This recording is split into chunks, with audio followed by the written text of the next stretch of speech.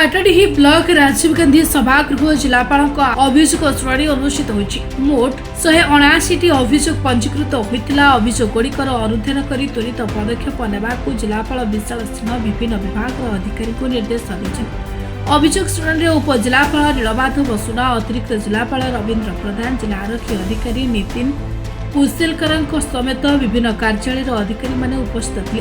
शिक्षा, स्वास्थ्य, सुरक्षा, आवास, भत्ता, ड्रेन, रास्ता, जमीपटा, पानी अचल, जाणेनी, गैस विभिन्न समस्या नहीं लोके जिलापाल दृष्टि आकर्षण करते।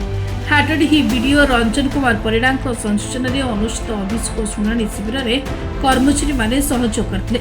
यह अवसर में भिन्नक्षम को बैटेरी चालित व्हील चेयर प्रदान करा। ब्राह्मणीपाल 30 वर्ष रही रहा आप्लाय करी शिक्षा सहायक से समय मुझे सिलेक्शन होती मेरिट लिस्ट रे थी।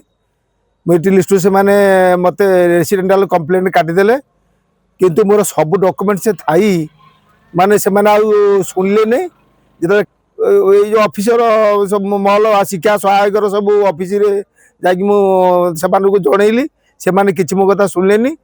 ता 2 वर्ष पर मु हाईकोर्ट गली।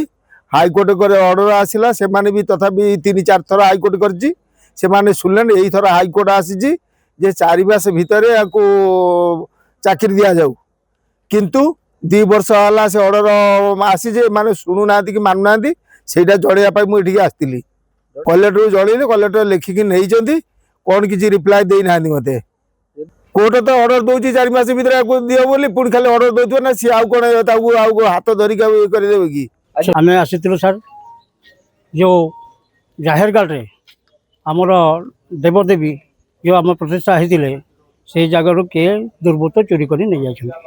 तेणु यही बाबद आम 600 थाना एफआईआर भी देलु, रैली भी पर्यटन देलु, जिलापाल को भी देचु, आम कलेक्टर को भी देलु, एसपी को भी देलु किंतु कौन मत जिनटा आमर हो पारा नहीं कि जहाँ फल सरकार कि प्रशासन ए बाबद कौन पदक्षेप नेले नहीं। तेणु आज ये आसी आम हाटडी ब्लॉक को जो ग्रीभांस को ये एसपी को ए बाबद अवगत करेलु जे पुनर्बार ए बाबद इनक्वारी करी दोषी की धरतु एवं आईन अनुसार दंड दि जाऊ।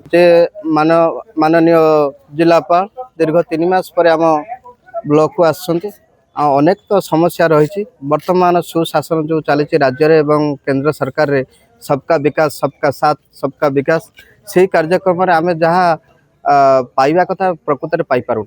मरई गाँव में अनेक समस्या रही। समस्या भितर बर्तमान मरई गाँ छकरे गोटे विश्राम गार अच्छी जहाँ बर्तमान किसी दुर्बृत्तों द्वारा अकुपाई होकर रही।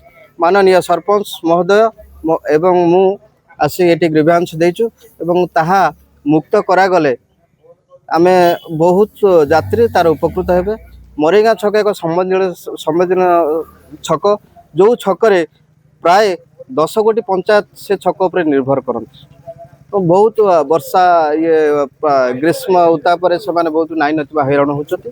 से आम नवेदन करुचु जिलापाल निकट में जे मरई गाँव जो विश्राम गार को जबरदस्त मुक्त से करतु। आ द्वितीय जिनस मरई गाँ एक स्वाभिमान गाँ ऐतिह्य परंपरा तार निरा सेटार एक कल्याण मंडप आम प्रस्ताव देचु। अनेक थर वीडियो लिखिक देलुँ।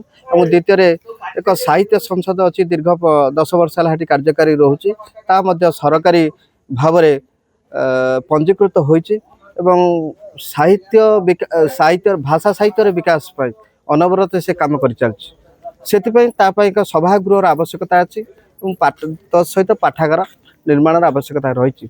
से आम माननीय उपजिलापाल को निवेदन करूँ। आम निवेदन को से शुणी एवं आमर गोष्ठी उन्नयन अधिकारी को से निर्देश देते यह कार्य करने। आमर समस्या हूँ कणई बालीपाल पंचायतर चतरा घाटी ठारू बालीपाल पर्यंत 10 किलोमीटर रास्ता माने डीएमएफ अनुदान मंजूर होती किंतु से रास्ता कार्यक्षम हो पारना।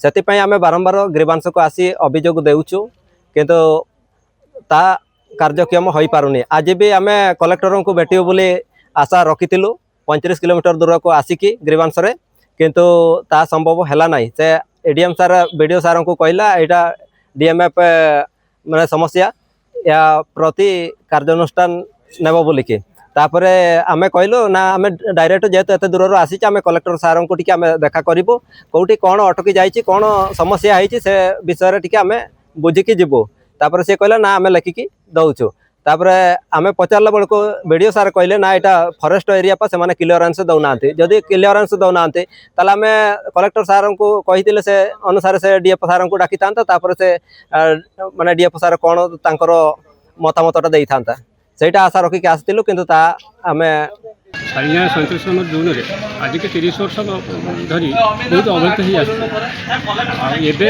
तार बहुत अवहेलित होती जोटा कि डाक्तर अभाव रोगी मान खाद्यपाई अभाव आत्रिक जिनस जो जंत्रपात जिनस अभाव